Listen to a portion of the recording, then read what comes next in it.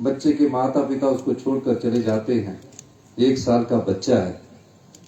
कई जगह तो रिश्तेदार पाल देते हैं, कई जगह रिश्तेदार पालने में थोड़ी सी आनाकानी करते हैं।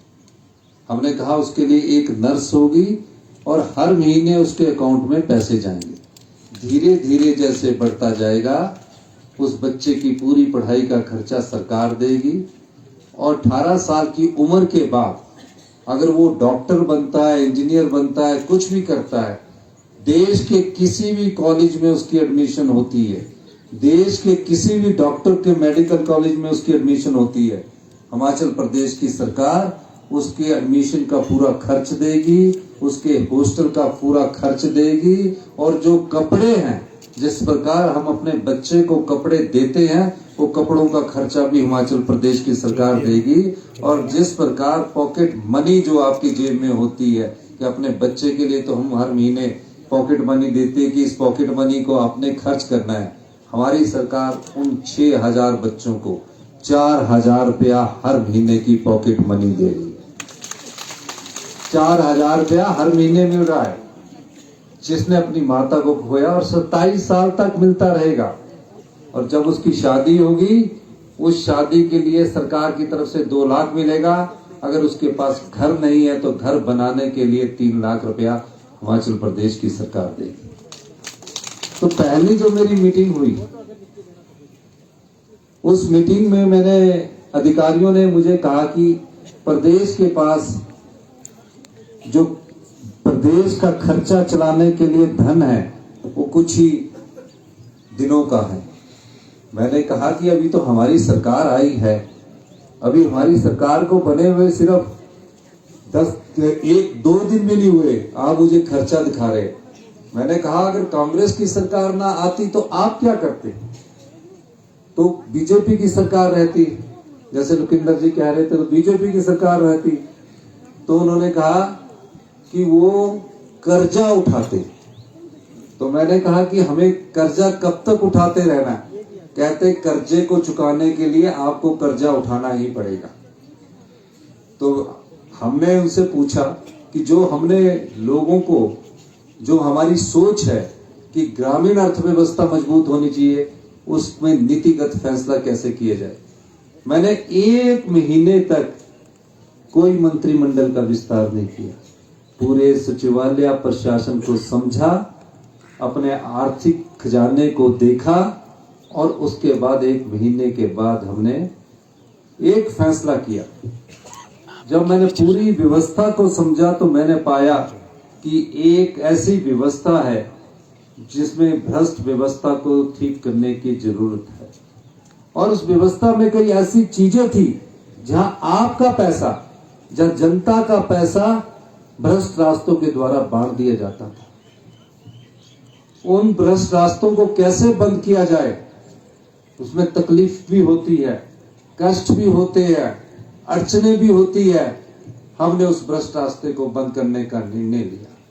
और मैं आज 2-2.5 साल हमारी सरकार को हो गया, उसका क्या फायदा हुआ? आज 2.5 साल बाद मैं ये कह सकता हूं कि हमने जनता का जो 3000 करोड़ रुपया भ्रष्टाचार के चोर दरवाजों के द्वारा बांट दिया जाता था, लुटा दिया जाता था, उसको हमने बंद किया और आज 3000 करोड़ रुपए का अधिक राजस्व हमने कमाया। ये 2.5 महीने पहले पहली मीटिंग में जब मुझे अधिकारी बजट का, अपने आर्थिक खजाने का ब्यौरा दे रहे थे, उस समय मैंने फैसला किया।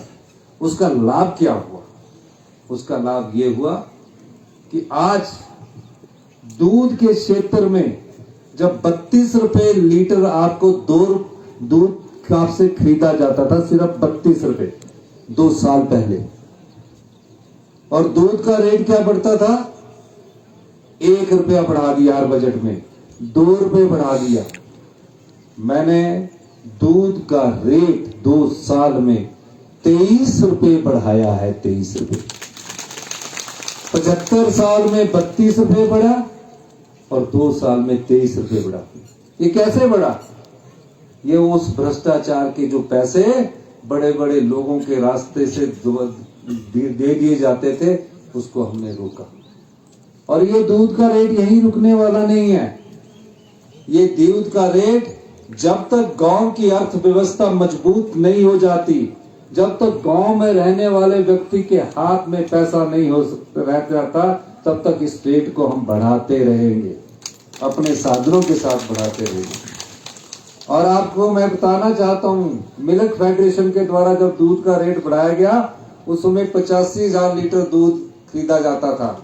कल ही मैंने आंकड़े लिए और कल ही मुझे आंकड़ों से पता लगा कि 2,35,000 लीटर दूध आज मिल्क फेडरेशन द्वारा खरीदा जा रहा है। और जिसमें सबसे ज्यादा दूध कहाँ खरीदा जा रहा है, वो आनी विधानसभा क्षेत्र से सबसे ज्यादा दूध खरीदा जा रहा है। अब आपको 51 रुपए के हिसाब से दूध खरीदा जा रहा है और प्लस 2 रुपये आपको जो उसकी किराए का भाड़े का है, उसका भी 2 रुपये आपको दे रहे हैं।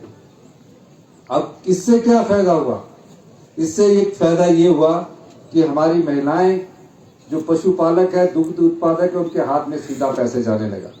कल ही मैं 100 करोड़ रुपया मिल्क फेडरेशन के लिए रिलीज करके आया हूं। अब जिसकी पशुपालन से आपको फायदा हुआ, उसका आप दूसरा पहलू अभी आप देख नहीं रहे।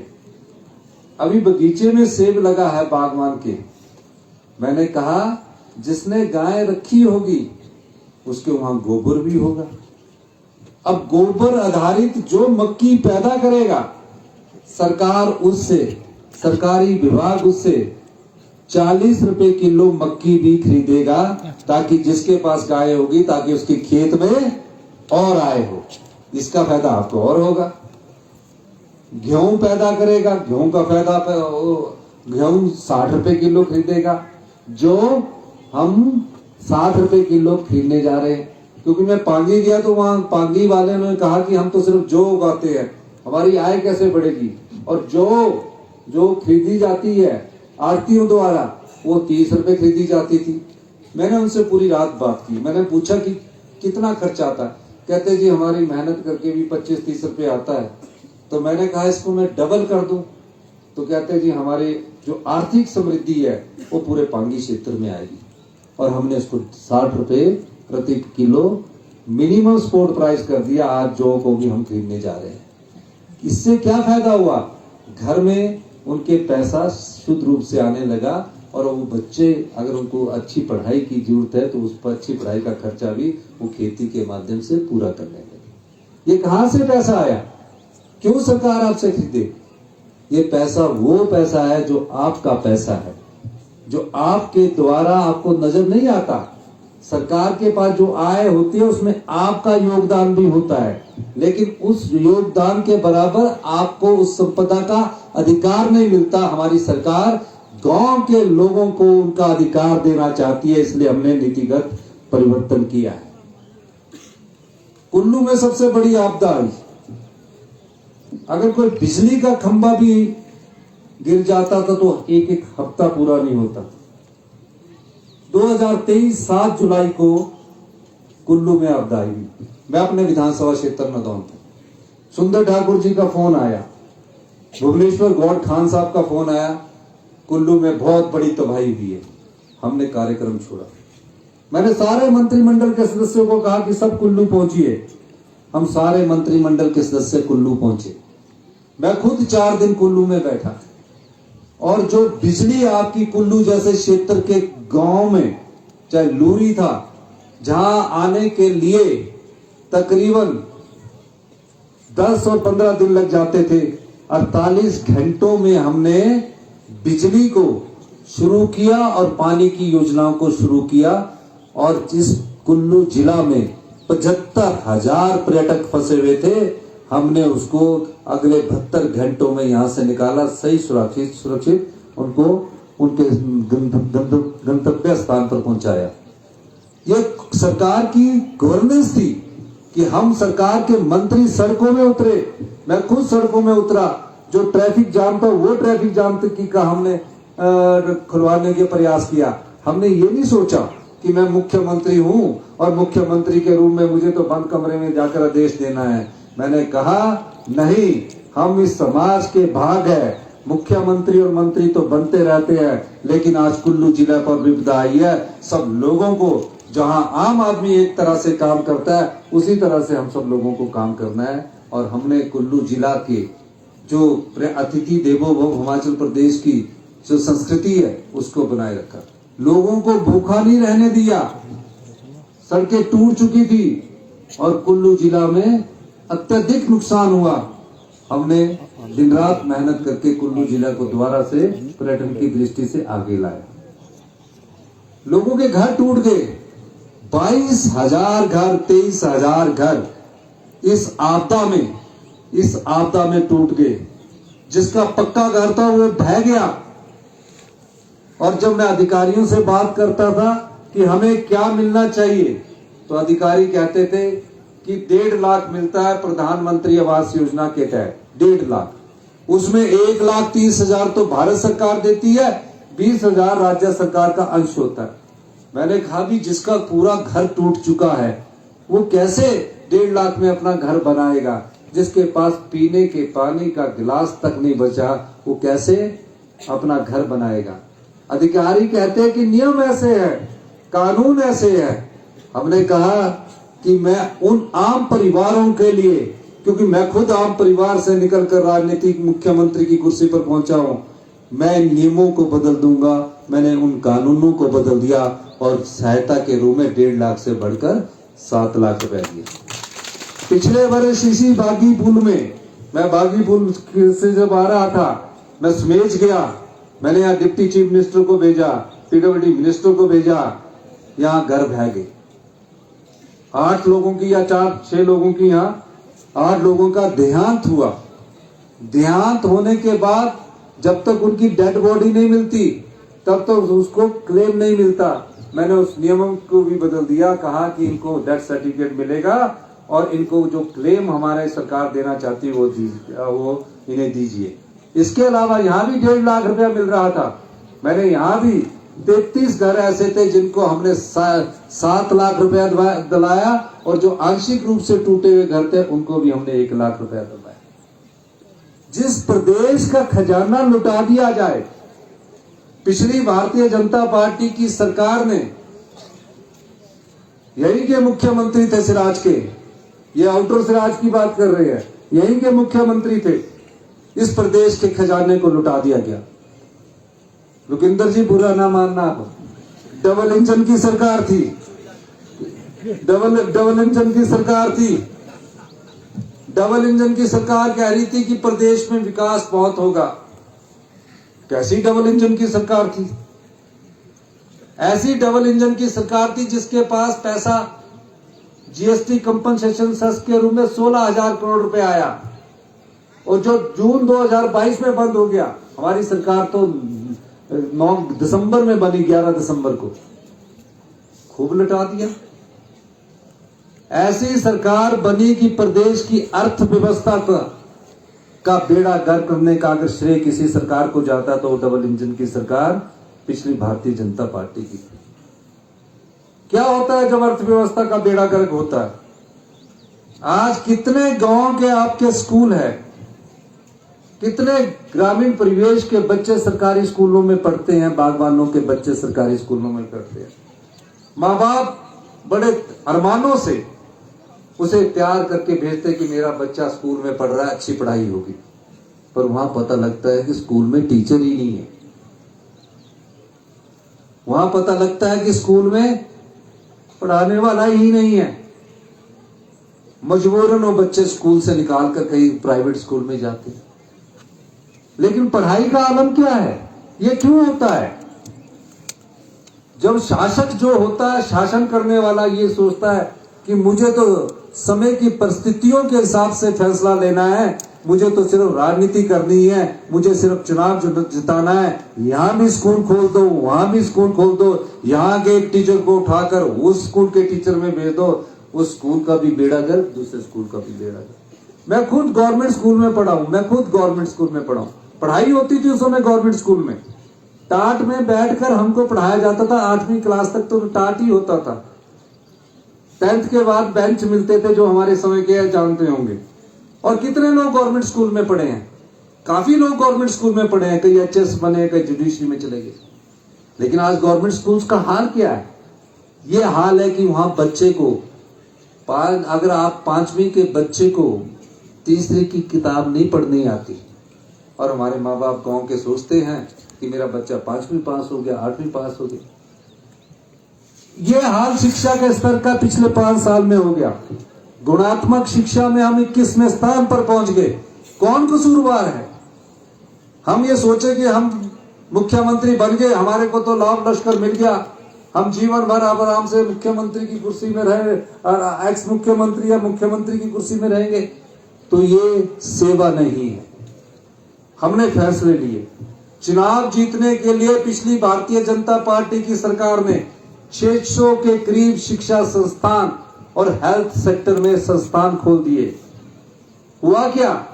ना डॉक्टरों की भर्ती की, ना शिक्षक संस्थानों की भर्ती की। आज शिक्षा के क्षेत्र में हम 21वें स्थान पर पहुंच गए। हमने उसमें सुधार किया। मैं 2.5 साल में कह सकता हूं कि हमने फैसले लिए। कई लोगों को जरूर हमारे फैसलों से तकलीफ होगी, लेकिन मैं कहना चाहता हूं ये उस आमले की तरह हमारे फैसले हैं जिसका बाद में आने वाले समय में स्वाद मीठा होगा। मैं ये बात इसलिए कह रहा हूं कि हमने शिक्षा का पूरा आंकलन किया, पाया कि हमने स्कूल तो खोल दिए लेकिन टीचरों की भर्ती नहीं की। हमने सबसे पहले 6300 टीचरों की भर्ती की स्वीकृति दी। 3000 टीचर बैच वाइज लग गए हैं और बाकी टीचर राज्य चयन आयोग के द्वारा उसमें नियुक्तियां होने जा रही है। Rajiv Gandhi day boarding school बना रहे हैं, और आनी में आपने कहा कि हम Rajiv Gandhi day boarding school बनाए। मैं आनी में भी Rajiv Gandhi day boarding school की बनाने की घोषणा करता हूं कि यहाँ भी डे बोर्डिंग स्कूल बनाएगा। यही नहीं, आनी में भी जो आनी का सबसे बड़ा स्कूल होगा, अगले वर्ष से हम बच्चों के गांव में रहने वाले बच्चों के लिए, गांव के परिवार में रहने वाले बच्चों के लिए, किसान बागवान के बच्चों के लिए, आम परिवार के बच्चों के लिए अगले साल आनी में भी एक स्कूल सीबीएसई बोर्ड में शुरू करने जा रहे हैं। इसके अलावा मैं आपको ये बातें क्यों कह रहा हूं? क्या सुंदरता इस क्षेत्र की है। बागा सरहा पूरे हिमाचल प्रदेश में सबसे सुंदर स्थलों में से एक है। मैं शिवकिला गया, बॉर्डर टूरिज्म के लिए मैं शिवकिला गया। हमारी सोच थी, मैंने भारत सरकार से वो बात उठाई, 75 साल तक किन्नौर के लोग भी शिवकिला तक नहीं जा पाए थे। जो बॉर्डर के लोग तो गए थे लेकिन पीछे वाले नहीं जा पाए। मैंने रेवेन्यू मिनिस्टर से बात की, जगत सिंह नेगी जी से, हमने बात उठाई। आज Shivkila tourism point of view से खुल गया है। अगर कोई टूरिस्ट बाहर का परमाणु, शिमला, रामपुर होकर, रिकांगपिओ होकर शिवकिला पहुंच रहा है तो उससे प्रदेश की आर्थिकी में वृद्धि हो रही है। अब इस क्षेत्र को कैसे विकास की दृष्टि से जोड़ा जाए? एक तो आपके पास सेब है, दूसरा आपके पास मिलक्का है, तीसरा आपके पास टूरिज्म के रूप में कैसे आगे बढ़ा जाए। आज मैं रात यहाँ रहूंगा, खुद स्टडी करूंगा। और आप जब गांव में सरकार, गांव के द्वारा जब अधिकारी आपके पास आते हैं तो उनकी भी विचार बदलते हैं, उनकी सोच बदलती है। वो सोचते हैं कि इस क्षेत्र में कैसे विकास किया जाए, और इस क्षेत्र के विकास के लिए मुख्यमंत्री के साथ जब अधिकारी आते हैं तो निश्चित रूप से उनके दिमाग में एक तस्वीर जाती है। वो तस्वीर आने वाले समय में इस क्षेत्र की भाग्य रेखा को बदल सकती है। इस क्षेत्र में टूरिज्म कैसे आगे बढ़ेगा? अब मुझे कह रहे थे बुद्धि सिंह ठाकुर जी कि मैं यहां से जाए, अगर हमने कुल्लू पहुंचना है तो 8-9 घंटे लगते हैं। अब कुल्लू 8-9 घंटे में पहुंचेंगे, कुल्लू का एक कोना। अगर कोई मुझे नजदीक का रास्ता नजर आता है तो उस नजदीक के रास्ते से कैसे आगे बढ़ा जाए ताकि आप कुल्लू 4 घंटे में पहुंचे और टूरिस्ट यहां से होकर आए। तो इस दृष्टि से मैं, जो आपने मुझे रोड कहा है कि बुद्धि सिंह जी ने सराह से बठाड़ रोड, सराह से जो बठाड़ रोड है उसका अभी ई कार्टल चल रहा है, वहां ई कार्ट। तो इसके लिए मैं अभी इनिशियल सर्वे के लिए और ट्रैक निकालने के लिए पहले चरण पर 1 करोड़ रुपए भी देने की घोषणा करता हूं। और इस सड़क को, ये पहले शुरू, इस सड़क को मैं नवाड़ में डालने की भी घोषणा करता हूं। और मैं चाहूंगा कि 2-3-4 साल में ये सड़क बन जाए। लेकिन मैं जब अगली बार यहाँ भाषण देने आऊं तो आप बीच में से पूछेंगे कि 4 साल में सड़क नहीं बढ़ी। इसीलिए मैंने पहले कह दिया कि 1 करोड़ रुपया देके पूरा ट्रैक निकाल दिया जाए। और ये क्योंकि ये फॉरेस्ट रोड है, FCA होने में फॉरेस्ट को ही देकर हम इसको करेंगे। फॉरेस्ट और FCA भी इसकी क्लियर करवाने की हम कोशिश करेंगे। और श्राम इस एरिया के लोगों के लिए ई-कार्ट ट्रेल बनाने के लिए जो आपने बोला है, जो यहाँ के युवा है, यहाँ से कहते हैं कि अगर ई-कार्ट रूट तो बन गया है, 3 घंटे में पहुंच सकते हैं। जो भी ई-कार्ट रहेगा उसमें 50% की सब्सिडी हिमाचल प्रदेश की सरकार उन्हें देगी। इस क्षेत्र के लिए बोलता हूं। इस क्षेत्र के जो युवा है जो ई-कार्ट लेंगे उसको 50% की सब्सिडी हम देंगे। और हम वैसे भी ई टैक्सी योजना में 40% की सब्सिडी दे रहे हैं, लेकिन कुल्लू ये इनको नहीं, उनको दे दी जाएगी।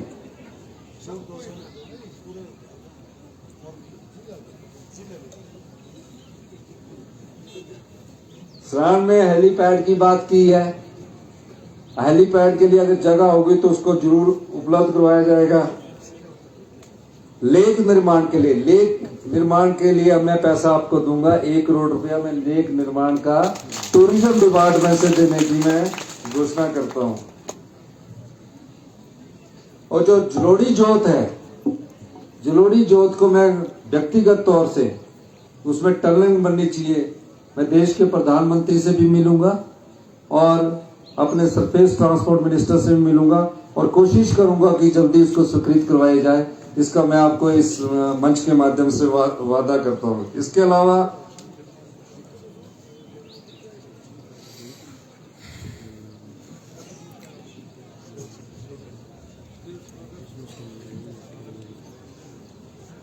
जलोड़ी जोत से रघुपुरगढ़ और सियोलसर तक ब्राइडल पाथ बनाने की भी मैं घोषणा करता हूं।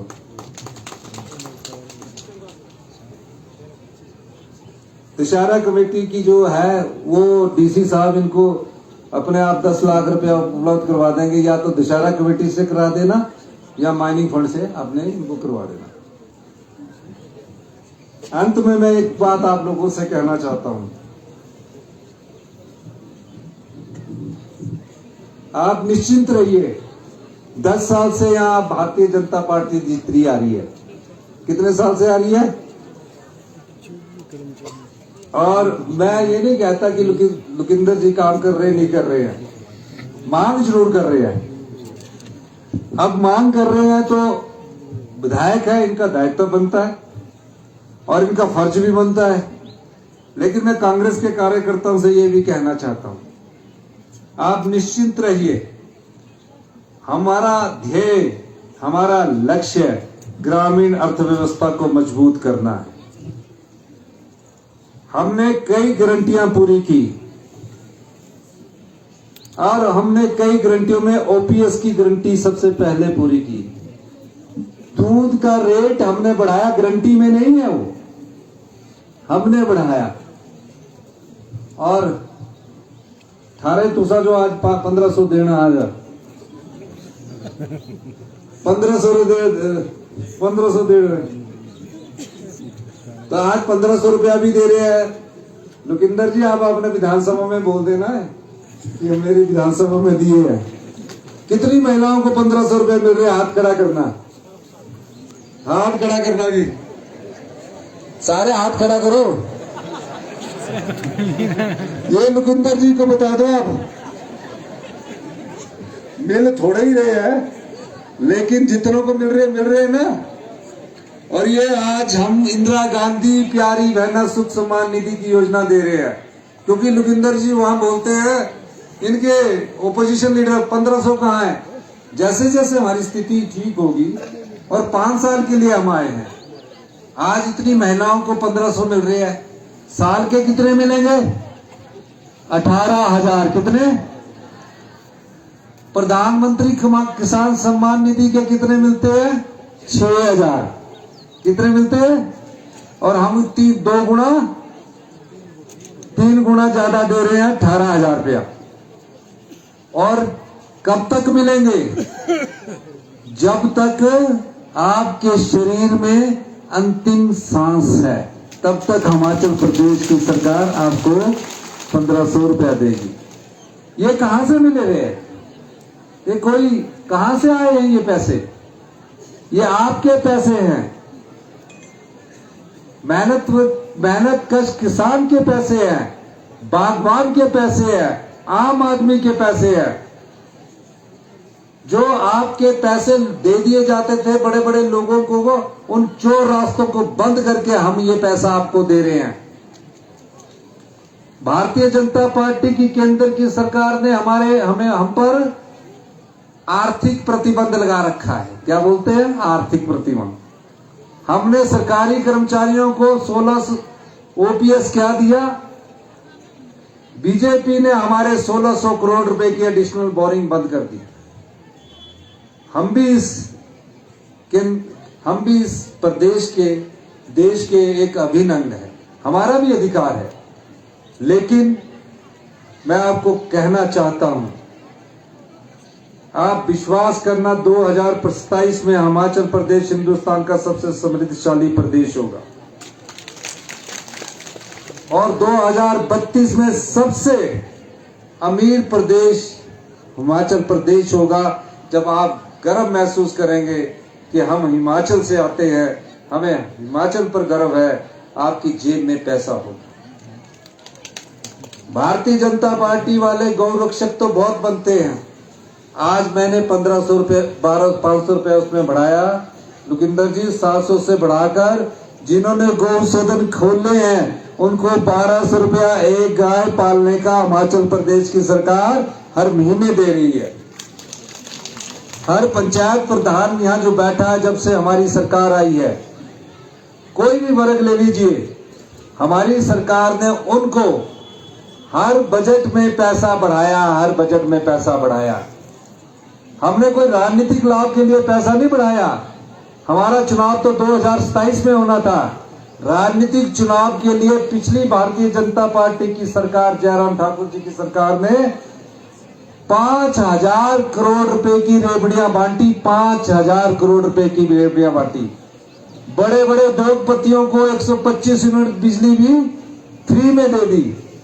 लेकिन हमारी सरकार ने नीतिगत फैसला किया और आज मुझे खुशी है कि हम इस व्यवस्था को सुचारू रूप से चलाकर आगे बढ़ रहे हैं। और आज बागा सरांग की पंचायतों में से जो हमारी माताएं बहनें आई है, हर 1,500 देने आज है, ये 7 पंचायतों में। मैं नगर पंचायत जो है आनी, उसको जो पंचायत है उसको नगर पंचायत बनाने की भी घोषणा करता हूं। और एक नेचर पार्क की बात कही है, उस नेचर पार्क को भी डेवलप हमारी सरकार करेगी। इन्हीं शब्दों के साथ आपको विश्वास हो गया कि 1,500 रुपए मिल रहे हैं? हाथ खड़ा करके जोर से बोलिए, विश्वास हो गया? जोर से बोलो जिनको मिल रहे हैं। विश्वास हो गया? तो बीजेपी वालों के भी कान खोलने हैं आपने कि 1,500 रुपया आपको और साल के 18,000 रुपया। इन्हीं शब्दों के साथ आपका बहुत बहुत धन्यवाद।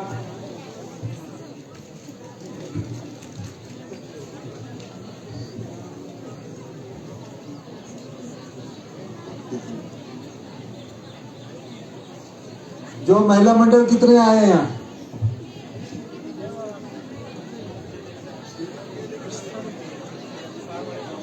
जितने भी महिला मंडल आए हैं यहाँ, उन सबको बर्तन खरीदने के लिए मैं 1-1 लाख रुपए देने की घोषणा करता हूँ। इतनी तालियां तो 1,500 में नहीं बच रही, तो मैं 1,500 वापिस लेता हूँ, महिला मंडलों को देता।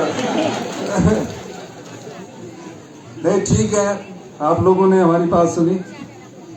इन्हीं शब्दों के साथ आपका बहुत बहुत धन्यवाद। जय हिंद, जय महाराष्ट्र।